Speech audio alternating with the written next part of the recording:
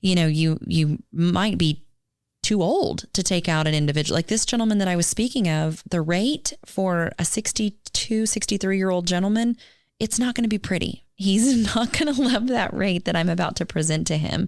No. So, and most of your term insurance, which I think we're going to dive into that later, most of your term insurance doesn't renew past the age of 70. Right. They'll put you on a 1-year renewal basis. But, and at that time in your life, you're probably just looking for a burial type policy, $25,000, $30,000. When you're younger, you're looking at $500,000, $1.5 million. You need all of that.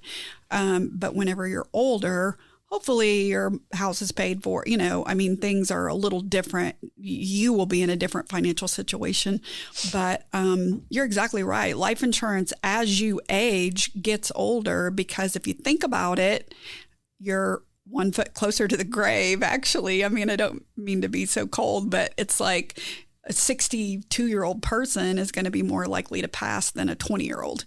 So that unfortunately, being old means your premiums are going to be a lot higher. It's going to be more expensive, that's for sure.